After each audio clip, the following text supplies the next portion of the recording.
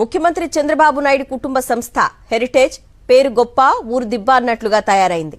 తాజాగా నాణ్యత లేని పెరుగును విక్రయిస్తూ పట్టుబడడమే కాదు, గతంలోనూ ఈ సంస్థపై పొరుగు రాష్ట్రాలు నిప్పులు చెరిగాయి.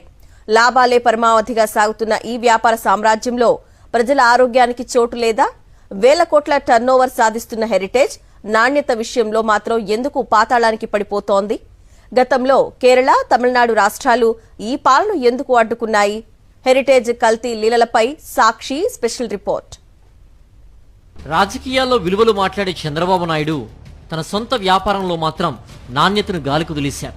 తాజాగా హర్యానాలో heritage total curd samples fail అవ్వడం, FSSAI పెనాల్టీ విధించడం ఒక ఎత్తైతే, ఈ సంస్థకు కల్తీ చరిత్ర కొత్తేమీ కాదు.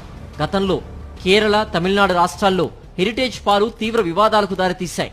పాల నిల్వకాలం పెంచడానికి వాడే ప్రమాదకరమైన రసాయనాలు ఉండడంతో అప్పట్లో ఆయా రాష్ట్ర ప్రభుత్వాలు హెరిటేజ్ పాలను నిషేధించే వరకెళ్లాయి. ముఖ్యంగా కేరళలో హెరిటేజ్ పాల నాణ్యతపై తీవ్రమైన అభ్యంతరాలు వ్యక్తమయ్యాయి.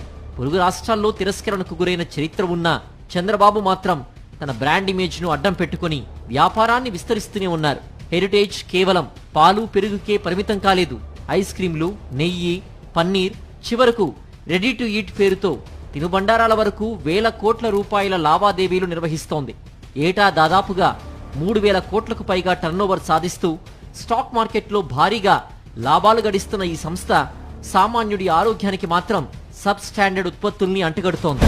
లాభాల కోసం వినియోగదారుల్ని వంచిస్తున్న ఈ సంస్థపై ఇప్పుడు సర్వత్రా విమర్శలు వ్యక్తమవుతున్నాయి. పాలలో తక్కువ కొవ్వు ఉండడం, నిబంధనలకు విరుద్ధంగా ఉత్పత్తుల్ని తయారు చేయడం హెరిటేజ్ నైజంగా మారిపోయింది. సాధారణంగా ఏదైనా ఆరోపణలు వచ్చినప్పుడు బుకాయించే ప్రయత్నం చేసే హెరిటేజ్ యాజమాన్యం ఈసారి సాక్ష్యాధారాలతో దొరికిపోవడంతో గత్యంతరం లేక తమ తప్పును ఒప్పేసుకుంది.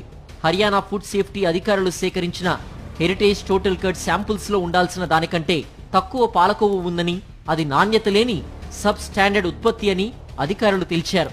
ఈ విషయాన్ని దాచిపెట్టలేక లిస్టింగ్ నిబంధనల ప్రకారం స్టాక్ ఎక్స్చేంజ్ సెబీకి అధికారికంగా నివేదించింది.